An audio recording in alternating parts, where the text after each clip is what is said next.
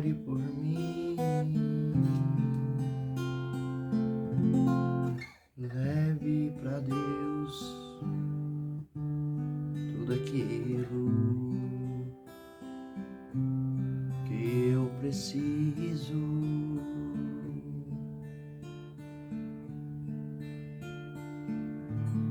Me ajude nas minhas fraquezas. Não sei como devo pedir. Espírito Santo,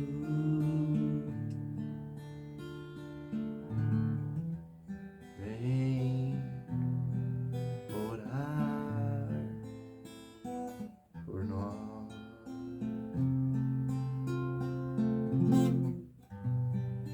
Estou pedindo,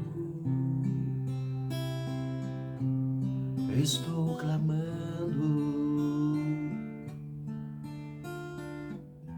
Só tu sabe o amor que estou sentindo. Meu coração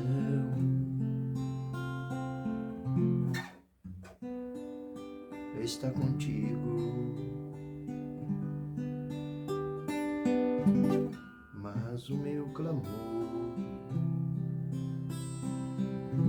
está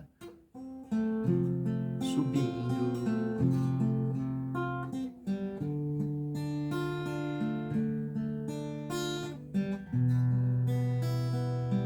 Todas as coisas cooperam para o bem. Aqueles que amam a ti, Espírito Santo.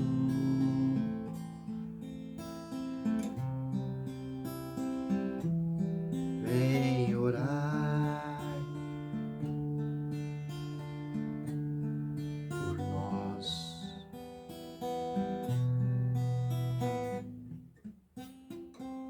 Estou clamando, estou pedindo. Só tu sabe, amor, que estou sentindo. Todas as coisas cooperam para o bem daqueles que amam a ti.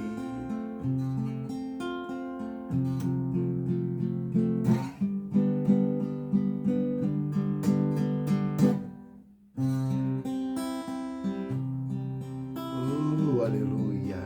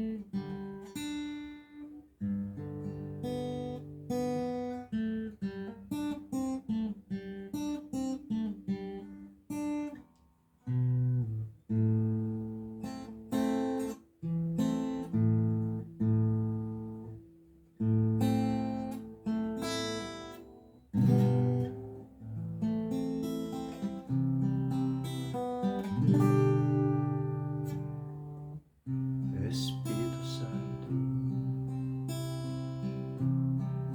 ore por mim. Leve para Deus tudo aquilo que eu preciso.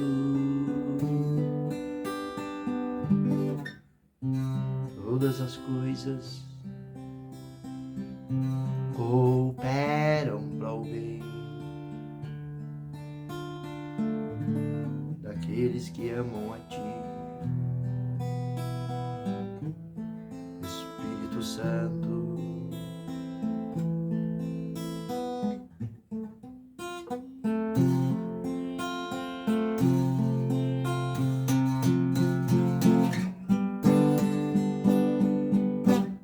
Vem orar por nós. Todas as coisas cooperam para o bem. Aqueles que amam a Ti, Espírito Santo,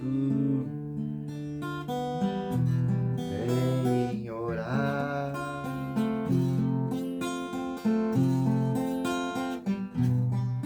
por nós. Estou clamando, estou pedindo. Só Tu sabe, amor, que estou sentindo. Todas as coisas cooperam para o bem. Aqueles que amam a Ti, Espírito Santo.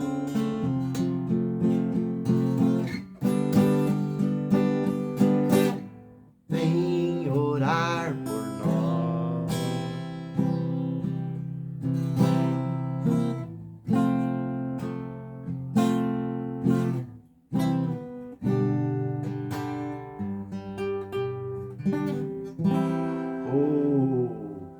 Sabe o que é? Você falar para o Espírito Santo orar por você. Sabe o que é você ter alguém que intercede com gemido inexprimíveis ao trono da graça por você? Esse é o trabalho do Espírito Santo. É o Espírito Santo de Deus. Não sabeis vós, Coríntios 3, 16, 17, que sois casas e morada de Deus. E se vós destruir essa casa, o próprio Deus vai destruir. Existe uma condição e uma ordem. Que você seja e zele e cuide dessa casa, que é nosso templo, tabernáculo. Deus não habita mais em templo feito por mãos de homens, mas habita dentro de mim e dentro de você, que o aceitou, que reconheceu Jesus como o único suficiente Salvador e disse: Espírito Santo, Tu és bem-vindo. Fez a confissão de fé, desceu, passou pela água do batismo, e aí você está. Casa e morada de Deus. Então cuida bem do templo do Espírito Santo, para que o próprio Deus não destrua você. E assim eu quero te saudar com a paz que excede todo o entendimento. Shalom, Lahema. Shalom, shalom, shalom, shalom. Como teu professor, eu desejo ainda continuar te ensinando. E juntos vamos aprendendo sobre o manual do ser humano. Bíblia, nosso manual. Eu quero te chamar para você abrir a tua Bíblia em 2 Timóteo, capítulo 2 e versículo 15. A minha vontade era ler bastante, porque quanto mais a gente lê, mais a gente aprende, mais a gente é visitado pelo Senhor, mais a gente é impactado pelo poder das letras que saem como vida, como vigor, como vitamina. O Bispo Hernandes Dias, ele diz a B12 celestial, a B12 do cristão. Eu gosto dessa palavra, B12, minha área de atuação, área da saúde, e B12 é uma vitamina muito boa para todo o corpo. E a palavra, com certeza, ela é uma vitamina boa para o corpo, para a alma e para o espírito. Pode acreditar nisso. Por isso que eu te convido para meditar um pouquinho comigo e estudarmos um pouquinho, e o Espírito Santo de Deus vai ser o nosso professor aqui e vai trazer essa vida, esse vigor, através da leitura e meditação da palavra. Porque temos sede e fome de Deus. Por isso estamos aqui, meditando no livro sagrado. Vamos comigo? Você topa? Se você não abriu ainda, eu posso te esperar. Tá bom? É importante que você esteja com a espada do Espírito aberta, né? Para que possamos acompanhar a leitura. Nesse livro, que não é um livro comum, 2 Timóteo capítulo 2, versículo 15, diz assim: procura apresentar-te a Deus aprovado, como obreiro que não tem de que se envergonhar, que maneja bem a palavra da verdade. Vamos lá? Para você, mulher, procura te apresentar-te a Deus aprovada, como a obreira que não tem de que se envergonhar, que maneja bem a palavra de Deus. Jesus disse em João 14,6, eu sou o caminho, sou a verdade e sou a vida. Em João 1, o verbo era Deus e o verbo estava com Deus. O verbo quer dizer palavra. Jesus é a palavra. É o pão da vida. É o maná que desceu do céu. Então você, mulher, você homem, você criança, você adolescente, procura te apresentar a Deus como alguém que ama a palavra e que conhece a palavra e que maneja bem a palavra. E para isso você precisa ir à prática da palavra. Você precisa todos os dias praticar a palavra, estudar a palavra, entender a palavra, compreender a palavra, para que você consiga transmitir. Porque existe um mandamento em Mateus 28. Ide por campos e valados e até os confins da terra, anunciai o evangelho, que é a palavra, ensinando a obedecer e batizando em nome do Pai, do Filho e do Espírito Santo. Fazendo discípulos. É a minha missão, é a tua missão. Tá? Então, se você é um servo de Deus, se você é uma serva de Deus, você está comissionado e esta é a sua missão de vida a partir de que você se converteu. Tá? E não é eu que estou falando, é a própria palavra. Procure ser, ter habilidades na palavra. É como se fosse uma questão da habilidade numa determinada arte, né? Um bom desenhista precisa treinar muitos, precisa ter várias técnicas com os pincéis, saber as cores, como vai usar, como vai dispor. E ele não aprende do dia para a noite. Assim também no instrumento, assim também nas artes marciais, né? Uma boa luta, um bom boxeador, ele treina anos a fios, preparando técnicas, com técnicas de defesa, de ataque, de combate. Nasce um soldado. A vida espiritual não é diferente. É claro que esse livro sagrado, quando você começa a ler, e que você, eu quero ensinar da forma prática, como é que você começa a ler?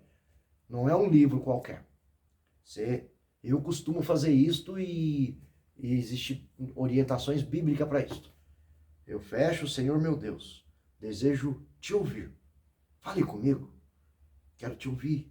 Fala que o teu servo ouve. E aí eu abro a Bíblia de forma de sorteio, não sei como você vai abrir. Mas aonde você abrir, Deus vai falar com você, isso é certeza. A forma que você vai abrir. Não se faça nada de forma relaxada para ninguém, principalmente para Deus. Então, não faça relaxadamente nada. Eu vou abrir, meu Deus, quero te ouvir, desejo te ouvir. Eu vou abrir a Bíblia, e aonde eu abrir, eu vou ler do lado direito, ou eu vou ler o capítulo inteiro, ou vou ler 3 folhas. E desejo que o Senhor visite o meu coração, que o Senhor me ensine e me dê o comando para hoje. Eu vou estudar um livro inteiro. Senhor, me acompanha? Amigo Espírito Santo, Divino Espírito Santo da verdade. Meu amigo, me acompanha? Senhor Jesus, és bem-vindo. Porque em Apocalipse 3:20, Jesus diz, eis que estou à porta e bato. Se você abrir e ouvir a minha voz, eu entrarei. Então, se ele entra para fazer a leitura com você, para te dar um entendimento, para te dar compreensão, para te esclarecer. Em Tiago 1:5, tem muitas pessoas, eu não vou ler a Bíblia porque eu não entendo. E aí nunca lê. Não vai entender mesmo. Inclusive existe o conselho em Tiago, livro de Tiago, capítulo 1 e versículo 5. Você que tem falta de sabedoria, peça a Deus, que dá em abundante. Mas no capítulo abaixo, no versículo abaixo, Tiago 1:5, e no 6, vamos conferir se é isso mesmo, ele fala, mas não peça duvidando, ou seja, peça com fé, porque o que duvida, nada vai receber. Eu vou ler para poder a gente, porque a leitura da palavra é que faz com que o Espírito Santo, aqui ó, capítulo 1 de Tiago, versículo 5, vamos ler aqui. Se algum de vós tem falta de sabedoria, peça a Deus, que a todos concede liberalmente com grande alegria. Deus tem prazer, Deus fica alegre quando você pede para ele sabedoria, e ele vai estar alegre em te conceder sabedoria. No versículo 6, todavia peça com fé. Sem fé não peça nada para Deus, porque não vai receber. Sem qualquer sombra de dúvida, pois quem crer com reservas é semelhante à onda do mar, agitada e levada pelos ventos. Como é que a onda do mar faz? Para lá e para cá. Não tem destino certo. É como se fossem as ondas do mar. Tem que ter fé, acreditando sem duvidar que vai receber. Né? Não imagine tal pessoa que receberá alguma coisa de Deus, o Senhor, se pedir de forma vacilante. Né? Aqui no versículo 8. Então, você que fala para muita gente, para você mesmo.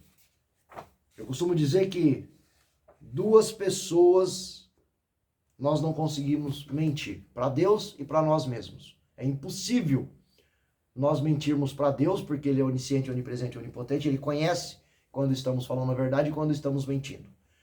E é impossível, né, também falarmos mentira para nós mesmos, porque nós conhecemos quando estamos falando a verdade e nós conhecemos quando estamos falando mentira. Nós nos conhecemos, né? Não tão bem quanto Deus nos conhece, mas nós conhecemos quando algo de nós está saindo de forma desagradável.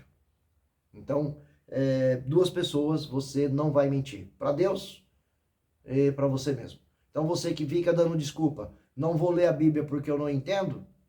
Se você acha que não tem sabedoria, peça a Deus, que vai dar com alegria. Acabamos de ler aqui em Tiago, capítulo 1, versículo 5. Mas não duvide, porque não pensa tal homem, no versículo 6, que receberá. Não pensa tal mulher, não pensa tal criança que receberá algo de Deus sem a fé, sem acreditar. Ele vai te dar, mas você precisa ter fé, você precisa acreditar. E é só assim a forma de recebermos algo de Deus. E sabedoria para poder examinar a Sagrada Escritura e para conhecer mais desse nosso Deus, com certeza eu quero muito mais. Porque a sabedoria não está nos livros, a sabedoria não está em Harvard, a sabedoria não está no colégio Mackenzie, a sabedoria não está nas faculdades, não está nas filosofias, a sabedoria está no céu, guardada com Deus. E é só Ele que pode nos presentear com a sabedoria. Mas pedir, dai-se-vos-á, buscar, encontrarei. Todo aquele que pede, recebe, todo aquele que busca, encontra, e todo aquele que bate, abrir-se-vos-á. Esse é a forma soberana de Deus nos presentear com algo.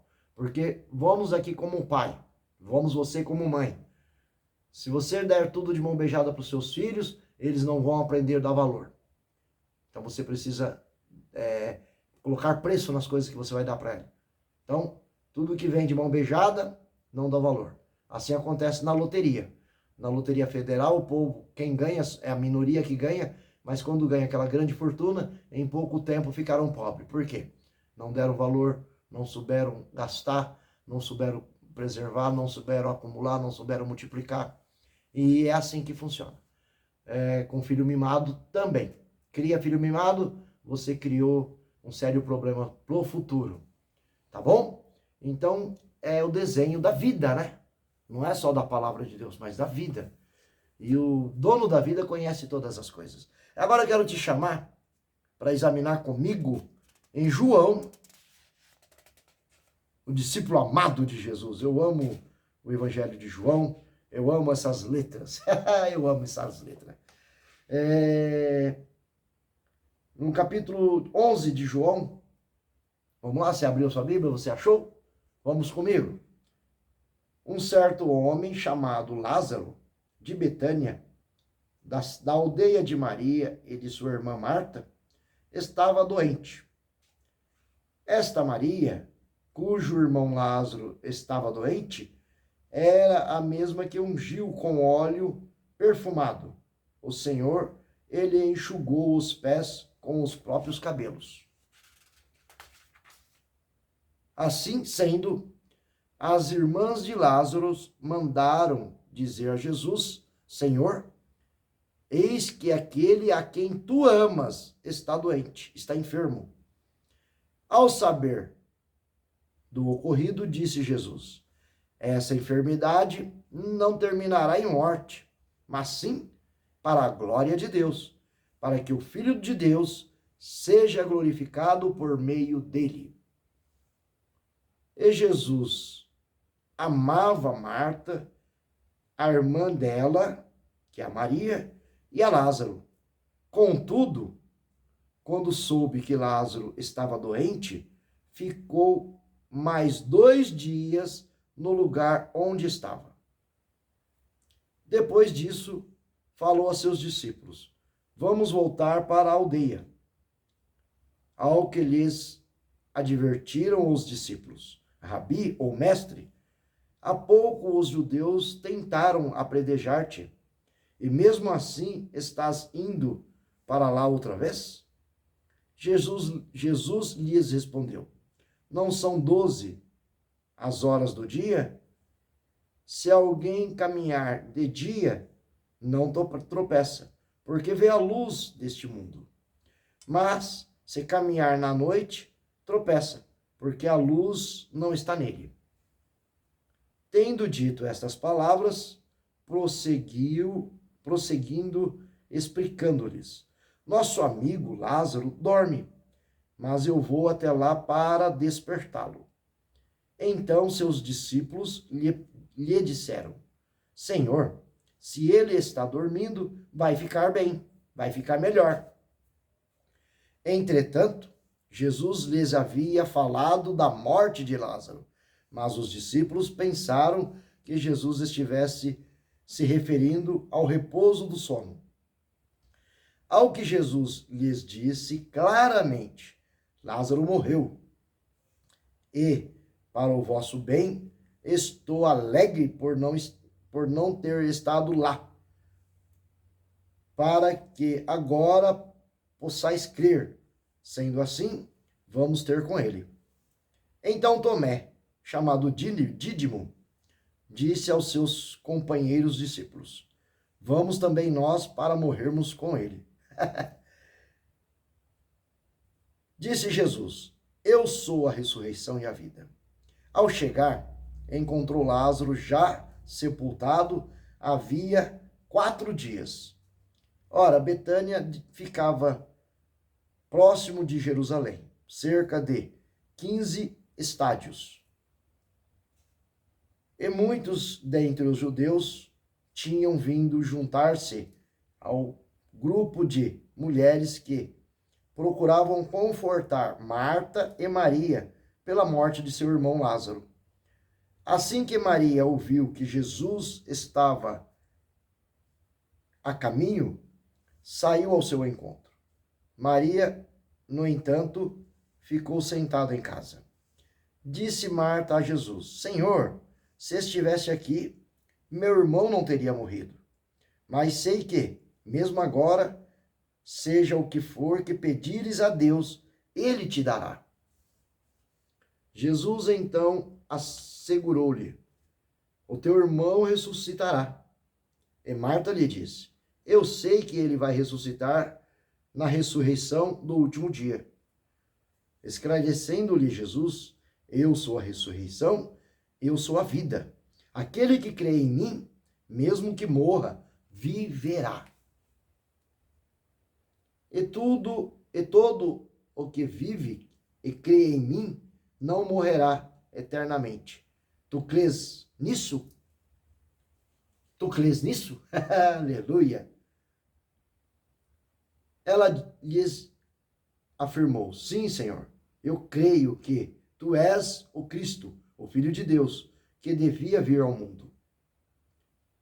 Depois de dizer essas palavras, Marta seguiu seu caminho e chamou Maria, sua irmã, e lhe disse em particular: o mestre chegou e chama por ti. Assim que Maria ouviu isso, levantou-se apressadamente e foi ao encontro de Jesus. Jesus ainda não estava entrando ao povoado, mas estava onde Marta o encontrava. E os judeus que estavam com Maria em casa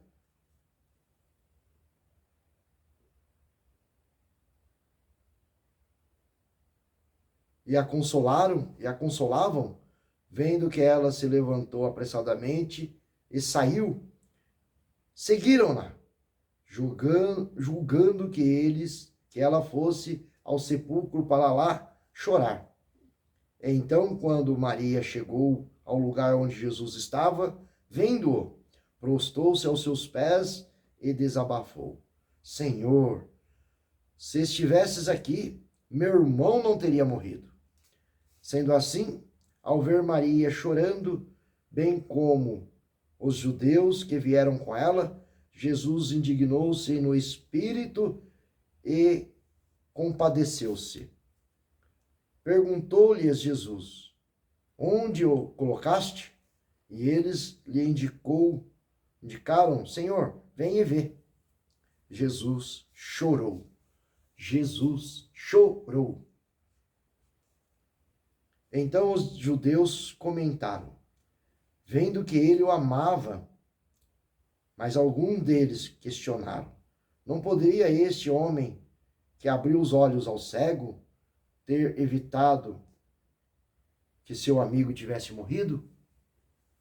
Então, novamente, Jesus se indignou em seu espírito e, comovido, dirigiu-se ao sepulcro.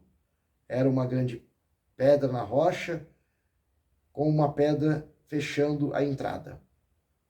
Determinou Jesus: tira a pedra.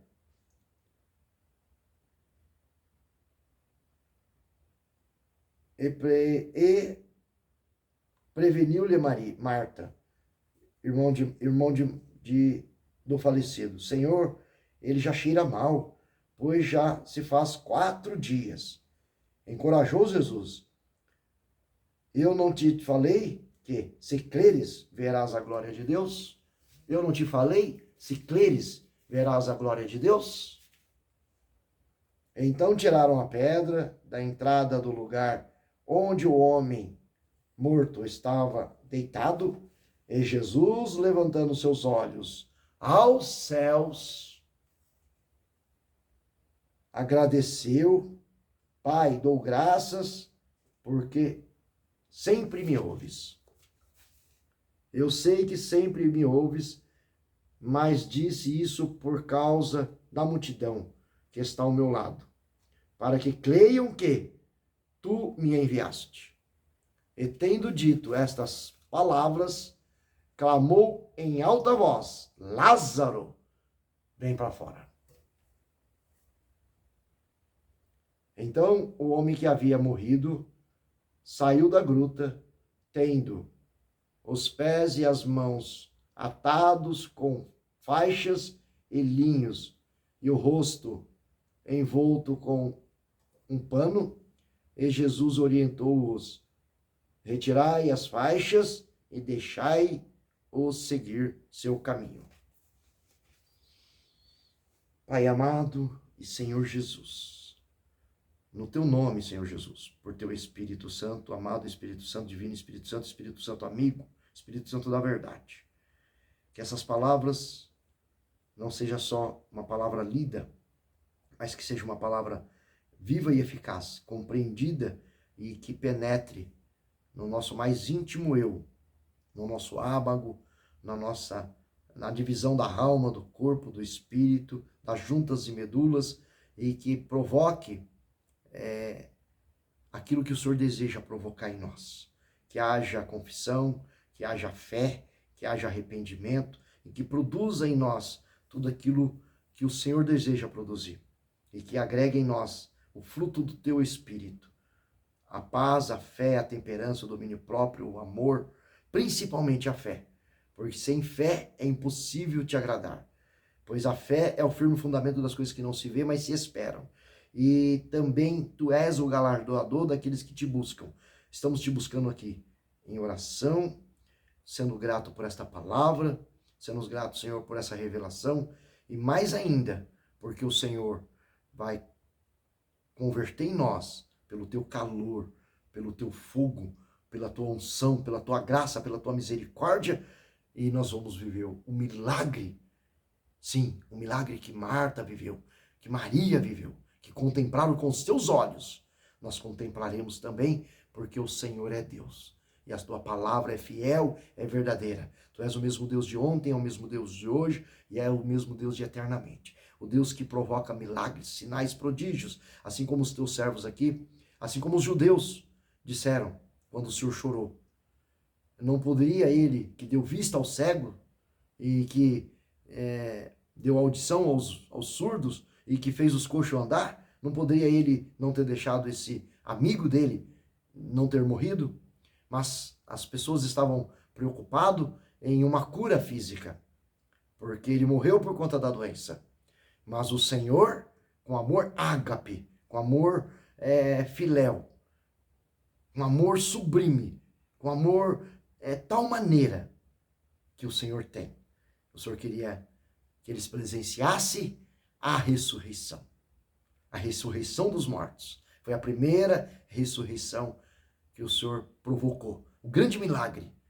Um morto há mais de 4 dias, como dizia a Marta e a Maria, já fediam, mas ressuscitou. Há um comando do grande Deus. E quando o Senhor bradou com grande voz, Lázaro, sai para fora. E ele saiu, envolto nas faixas, mas saiu andando nos seus próprios pés. Porque o Senhor é a ressurreição, o Senhor é a vida. E nós te louvamos e te glorificamos por isso, Senhor. Qual grande é o nosso Deus, qual sublime é o nosso Deus. Senhor, não existe dificuldade, não existe nada que o Senhor não consiga fazer. Desde que nós tenhamos fé e que nós possamos acreditar. Aleluia! Que nós possamos acreditar. E é no nome de Jesus que nós entregamos essa palavra de oração. Que o Senhor continue blindando a nossa mente, o nosso coração e aumentando a nossa fé cada dia mais, para que possamos crer sem duvidar. E o Senhor continue operando sinais, prodígios e maravilhas sobre a nossa vida. No nome de Jesus e para a tua glória, meu Deus. Espírito Santo, és bem-vindo. E o que quero dizer a você?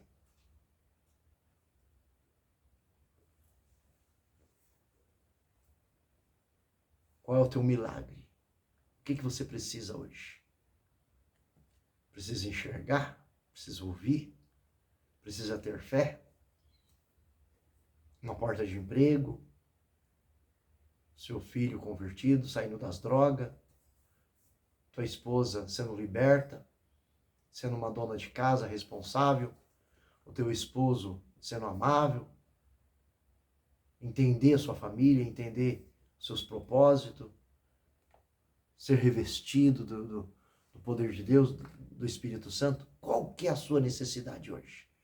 Do que você precisa? Se crer, verás a glória de Deus. Foi a palavra que acabamos de ler. Aqui faz parte de um contexto em que Jesus estava visitando as aldeias, cidades, ele e os seus discípulos, e provocando o que o caráter dele faz. Onde passar Jesus, existe salvação, existe sinais, prodígios, maravilhas, milagres. Esse é o caráter do nosso Senhor, do nosso Deus. A essência dele é fazer. Prazer dele, né? Acabamos de ler em Tiago, capítulo 1, versículo 5, do 6 até o 8, do 6, o 5, 7, 8, que ele tem alegria quando nós fazemos pedido para ele. E a alegria dele é em nos atender. Se crê, Martas, se crê, Maria, verás a glória de Deus. E quando elas falaram, mas Senhor, se tu estivesse aqui, ele não teria morrido. Ela estava preocupada que Jesus pudesse curar. E quando elas mandaram a mensagem para Jesus, ele estava a 16 estágios de Jerusalém, a uma distância de 4 dias de viagem.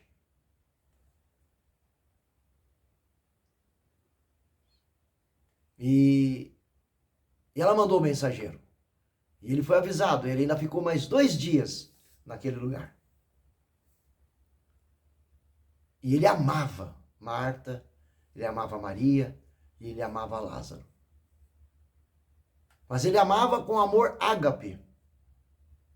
Às vezes nós amamos, mas não é com amor ágape.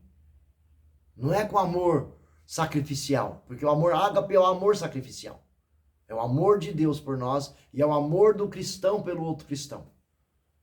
O amor de Deus em nós, plantado em nós, que nós amamos os nossos filhos, os nossos cônjuges, os nossos amigos e até mesmo os nossos inimigos, porque é mandamento, e os nossos irmãos domésticos da fé. Sim, é com este amor que eu te amo. Com amor ágape, amor sacrificial. A hora que você precisa, temos que nos dar os ombros, nem que seja apenas para uma intercessão, para uma oração. Sim, chorar com os que choram, sorrir com os que sorri. Esse é o amor ágape. Mas a Marta achava que Jesus só tinha o amor filéu, o amor de amigos para com eles. Nós, seres humanos, conhecemos bem esse amor. E às vezes falhamos bastante nesse amor. Porque não é um amor completo, não é um amor abastecido pela capacidade do Espírito Santo. Porque quando nós falamos do amor ágape, é próprio do fruto do Espírito Santo. Gálatas 5, 22 e 23, são 9 frutos. Ou seja, se você tem o Espírito Santo dentro de você, você é uma árvore que produz 9 frutos. E um desses frutos, você não pode ter falta de nenhum desses frutos. Um desses é o amor, que é o amor ágape. E a fé também, né? Também é um dos frutos do Espírito Santo. A paciência também. A alegria também. O domínio próprio também. Se Deus habita o ser, ele tem que ter esse fruto. É claro que uns menos, outros mais, vão desenvolvendo, mas sim, se Cristo habita em você, você tem esse fruto. Acredite, creia e desenvolva esse fruto. Você é uma árvore em que vão colher amor, vão colher paz, vão colher graça, vão colher longanimidade, domínio próprio, temperança, bondade, alegria. E Jesus aqui, quando ele fala ali para os mensageiros, essa doença não é para a morte, mas é para a glória de Deus. Os judeus, eles tinham uma cultura, um entendimento, em que até 3 dias a pessoa podia voltar morreu, mas até 3 dias existia uma doença, existia uma possibilidade, e eles acreditavam que até 3 dias o morto voltasse à vida. Então, se Jesus tivesse chegado antes dos 3 dias, por isso que ele diz aqui,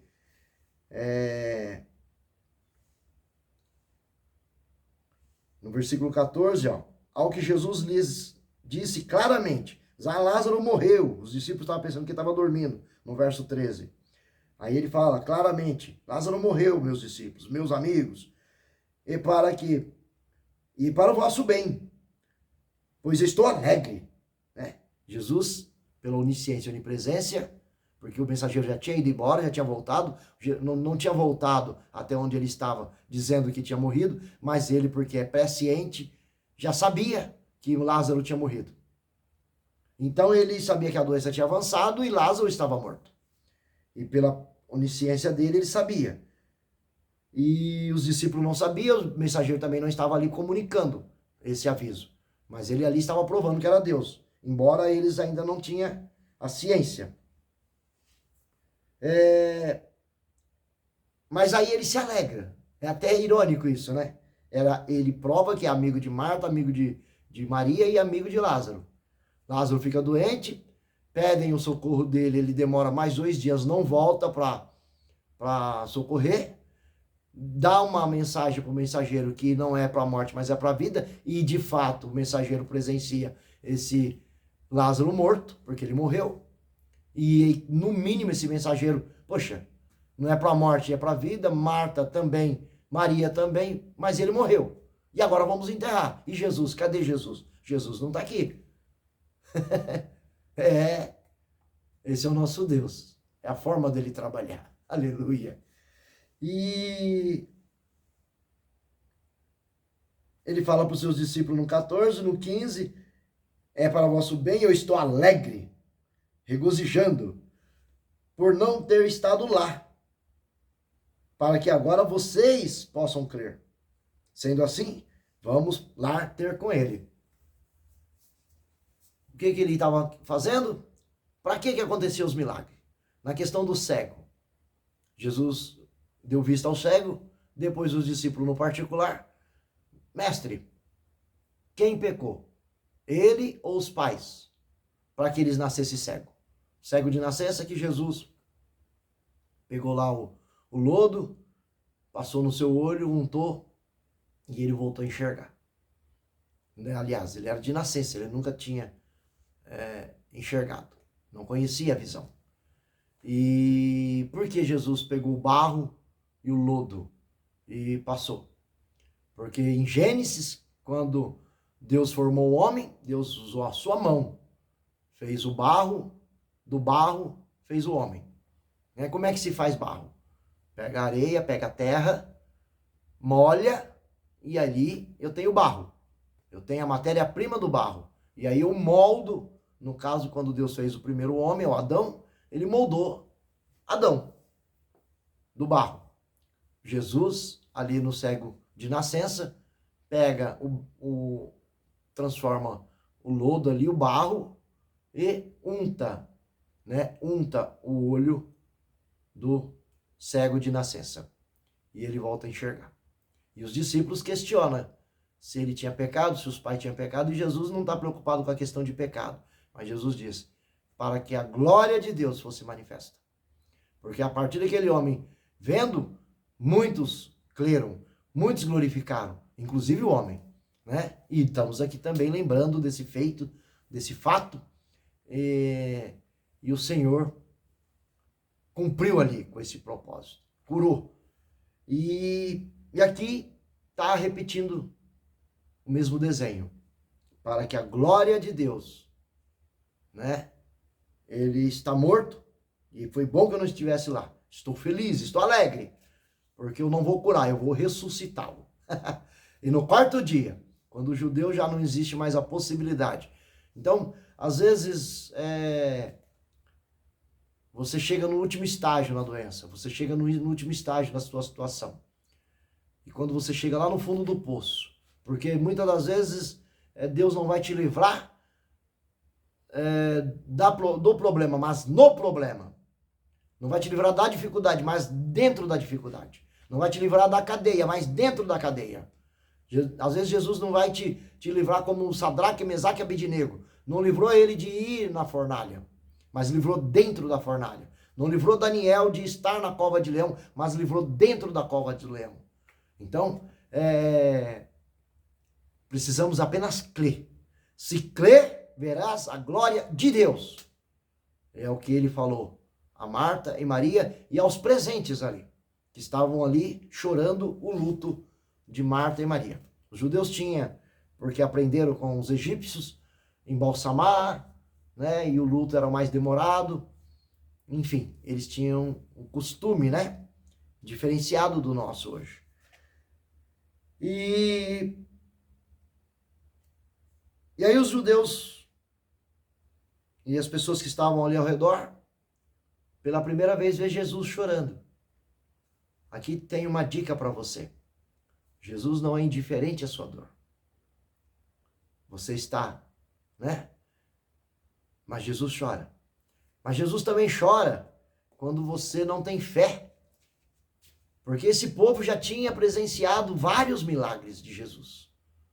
Não tamanho milagre como esse, mas tinha presenciado vários milagres. Já tinham provado que Jesus era o Filho de Deus. Os discípulos, os próprios discípulos, viu que ele sabia de que Lázaro estava morto e ele estava a 2 dias de distância. E sabia que ele era Deus. Natanael reconheceu ele como Filho de Deus. Pedro caiu como morto aos seus pés quando viu o milagre da pesca. Então eles já tinham experiência com esse Deus. Marta e Maria sabia que ele poderia fazer, tanto é que citou aqui. Mas bem sei, no versículo 22, bem sei que mesmo agora, seja o que for, o que pedires a Deus, ele te dará. Mas ainda assim, estava incrédulos. Eu sei que ele vai viver no último dia, na ressurreição dos mortos, né? E saiu para os seus afazeres. Então, Jesus chorou ali porque não é indiferente a tua dor. Não era indiferente a dor da Marta e a dor da Maria, a dor daquele povo ali no luto. Mas Jesus chorou também pela incredulidade, pela falta de fé, porque eles deixaram, eles vendo ali que eles estavam na presença do próprio Deus, na presença do Filho de Deus, na presença daquele que faz o milagre, daquele que faz acontecer. E ainda assim, eles estavam arredio, ainda assim estavam questionando. Poxa, curou isso, curou aquilo, fez isso, fez aquilo, por que não estava aqui para fazer pelo seu amigo, já que ele chorou comovido aí, porque de fato ele amava a Lázaro. Mas aí Jesus surpreende. E aí ele fala, tire a pedra. Uma coisa precisamos entender. A pedra no nosso caminho. A pedra daqui representa a altivez, a arrogância, a falta de buscar o Senhor. Ah, eu não leio a Bíblia porque eu não tenho tempo. Mas tem tempo para ficar no Facebook, no Instagram, no Kawaii, no TikTok. Eu não leio a Bíblia, eu não tiro um tempo para Deus, eu não oro muito, não vou a monte, não vou a vigília, não vou a culto, não vou à igreja. Eu não faço estudo, não faço meu devocional, porque eu não tenho tempo, não me sobra tempo. Mas se você for verdadeiro com você, e deve ser, você vai ver que sobra tempo. Né? Às vezes você sobra tempo para falar mal dos outros, sobra tempo para caluniar os outros, sobra tempo para uma piada, sobra tempo para poder admirar um artista, um ator, sobra tempo. Você tira tempo para meio monte de coisa. Quando nós queremos, nós tiramos tempo. Né? Basta os solteiros aí, diz aí os solteiros. Diz aí nós solteiros, né? Quer dizer, eu sou divorciado, esperando no Senhor. Mas diz aí, parece uma namoradinha para ver se nós não arruma tempo. É assim que funciona. Quando é importante para nós, aí a gente arruma tempo. Será que Deus não é importante para nós? Será que a salvação não é importante para nós? Será que o evangelho não é importante para nós? Será que sermos curados por dentro e por fora não é importante para nós? Será que vivermos a fé não é importante para nós? Então Jesus aqui, ele, poxa, tanto tempo comigo, tanto tenho feito. Porque ele fala, mais bem-aventurado aqueles que não viram e creram. Pois aqueles que viram para crer não são felizes e abençoados. Felizes e abençoados somos nós hoje, que não vimos para crer. E se você vê o milagre hoje, você vai crer. E isso é bom, porque fé é bom. Sem fé é impossível agradar a Deus. Mas mais feliz ainda se você servir a Deus, não pelo que Ele pode fazer por você, mas por quem Deus é. Pelo que Ele faz. Porque Ele é o Criador dos céus, da terra, dos mares e do universo. Porque tudo está no seu poder. E porque Ele tem um projeto para a sua vida.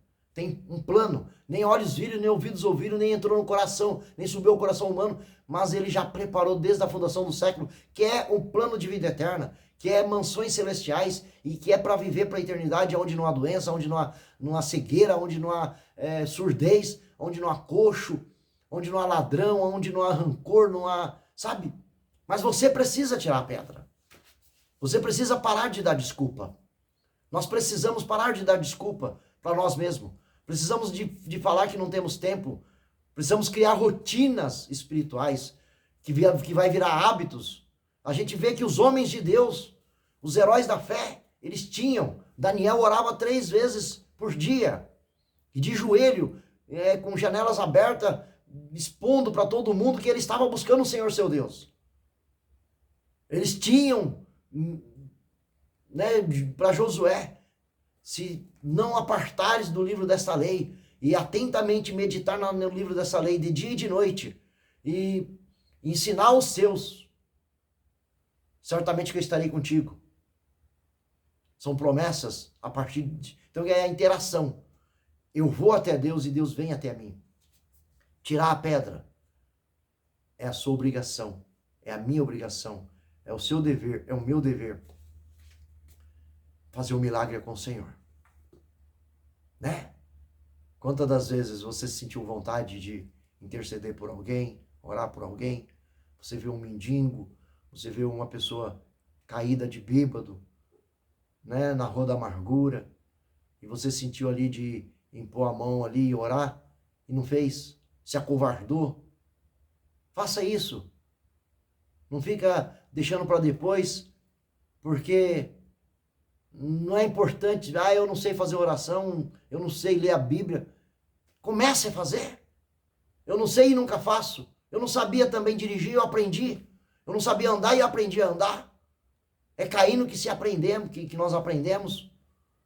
Então, vamos parar de dar desculpa para nós mesmos, porque 2 pessoas nós não conseguimos enganar com as desculpas, com as mentiras. É Deus, nosso Criador, que é onisciente, onipresente, onipotente, e nada se furta ao seu olhar. E a nós mesmos. Vamos ser verdadeiros e vamos assumir a nossa responsabilidade. Senhor, o que queres que eu faça? Isaías, eis-me aqui. Né? Quando Gideão é confrontado ali com o anjo, ele de frente do anjo. Imagina você de frente do anjo. Né? Um reluz. É um ser celestial. E quando Gideão homem valente e valoroso, né? Ele, que valente e valoroso o quê? Cadê esse Deus que meus antepassados falavam? Cadê esse Deus dos milagres, dos sinais, dos prodígios? Cadê esse Deus? E Gideão ali questionou, malhava trigo no lagar, estava sendo estratégico, porque Deus não vai pegar ninguém que está sem fazer nada, ninguém que está ocioso, ninguém que está aí de barriga para cima, como diz os antigos, como diz o bom mineiro, mas ele vai pegar aquele que está fazendo algo. Então, se você está aí tentando pregar e gaguejando, não tem problema, continue fazendo. A capacidade vem do Senhor. Você não sabe orar, não tem palavra de oração, acha que não sabe? O que importa é a tua sinceridade, o que importa é a tua devoção, o que importa é a tua fé, o que importa é o crer. Se crês, verás a glória de Deus. Então, é disso que estamos falando. É em nós, por nós e através de nós. Né?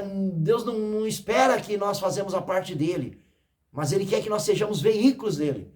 Nós somos eleitos como os teus servos, como os teus filhos, na família, na grande família de Deus. Ele nos comprou a um preço. E hoje somos servos desse Senhor. E Jesus, Senhor quer dizer Kyrios, em grego, né? Na tradução. E Kyrios é Senhor. Ou seja, no tempo da escravatura, só fazia tudo que o Senhor mandava. Ou seja, o Senhor tem domínio total sobre esse servo. Ele não faz nada que não seja para agradar o seu Senhor. Ele não faz nada que não seja o condicionado, o planejado, o programado pelo seu Senhor. Mas será que estamos nessa dependência? Será que estamos mergulhando no rio do Espírito para que o Senhor, né, em Timóteo, segundo Timóteo 2,15, se não falha a memória, Deus não nos deu espírito de temor, de medo, de covardia, mas de tremor, de ousadia, de amor e de moderação. Então, sejamos esse servo e serva do Senhor, para andar nesse lugar em que o nosso Senhor quer. E Ele vai nos direcionando. Na vida prática aqui desta palavra, estamos aqui comendo essa prática. Lázaro foi ressuscitado, mas Lázaro já morreu de novo. Lázaro já foi sepultado outra vez e agora vive no braço do Pai. Marta, Maria também. Pelo menos essa Marta, essa Maria e esse Lázaro. Jesus também já mataram ele e Deus o ressuscitou no terceiro dia. E assenta à destra de Deus e está em toda parte. Porque é um Deus, é onisciente, onipresente, onipotente, é o Criador, não é a criatura.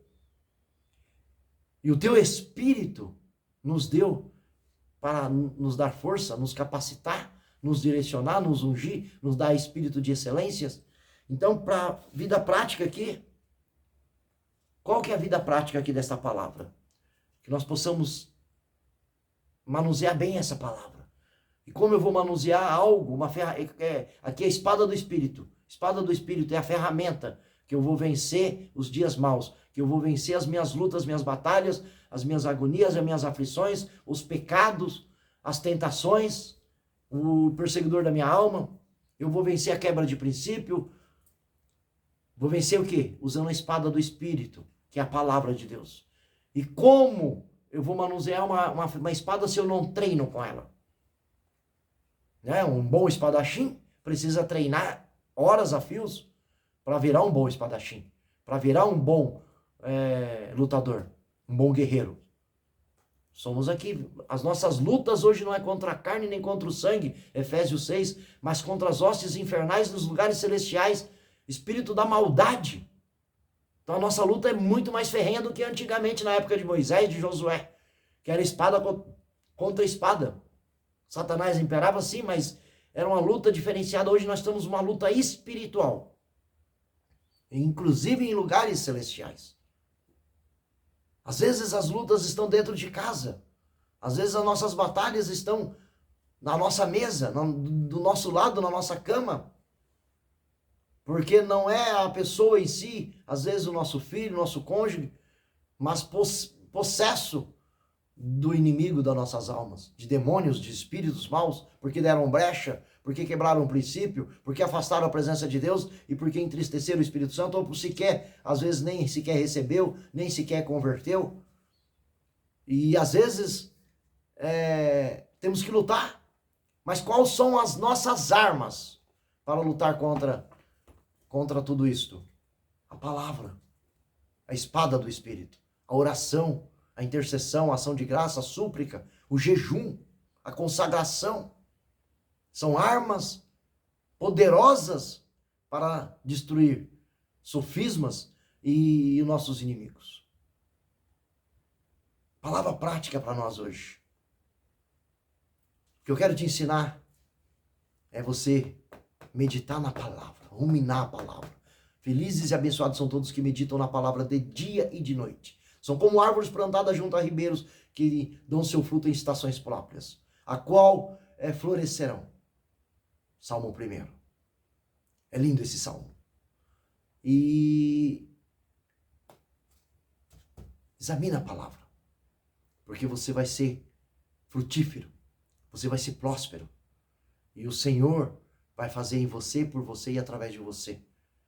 Então não fique preocupado com o que você vai ganhar aqui, de riquezas, de status, de poder. Porque o que Deus quiser te dar, Jó era o homem mais rico do Oriente. E o diabo pediu permissão para Deus, para tocar na vida de Jó. E tocou nas 5 áreas da vida de Jó. Destruiu por completo Jó. E ele se rendeu ao Senhor. E ele continuou adorando o Senhor. Ele continuou servindo ao Senhor. Ele enterrou seus 10 filhos e adorou. Qual a sua luta hoje? Qual a sua dificuldade hoje? Já pensou se Deus quiser fazer de você um Jó? Já pensou? Ele é soberano. Ele abate rei e levanta rei. Ele entroniza e destroniza. As nações, os governantes, todos esses países, Inglaterra, Índia, esses países ricos, milionários, primeiro mundo, segundo mundo, terceiro mundo né? E que você aí, Canadá, acha que são grandes vantagens e tem seus valores, é claro, mas para Deus é como uma gota de água num balde. É insignificante, é nada. Tá tudo na mão do Senhor. Tá tudo na mão desse nosso Deus. O querer, o agir, o efetuar. E Ele revelaste isto para mim e para você. Nós que somos pequeninos, revelaste todo esse plano da salvação. Medita nessa palavra. Peça a Deus para te dar entendimento, te dar sabedoria. E tire um tempo. No começo vai ser difícil. No começo você vai ter que lutar contra você mesmo. Uma criança, bebezinho, aprende andando, começa engatinhando. Não é fácil para ela. A ciência médica diz que para nascer, tanto a mãe tem dor como a criança para nascer tem dor. Existe uma briga embrionária para fecundar o feto. Não pensa que tudo vai ser, que o evangelho, que a vida espiritual vai ser sem luta. O céu é tomado à força, acredite nisso. O caminho é estreito. Mas na medida que você vai aprofundando nisto, a graça capacitadora, a força do Senhor, a fé que remove montanhas e que destrói todos os embaraços e todas as paredes e muralhas, vai te dando essa força e aí você vai galgando degraus e amadurecendo e aí sim vai se tornando um pouco mais fácil. Não significa que vai deixar de ter lutas. No mundo tereis aflição. Tem de bom ânimo, porque eu venci o mundo. Palavras de Jesus, tá? Que Deus te abençoe, que Deus te consagre, no nome de Jesus e para a glória de Deus.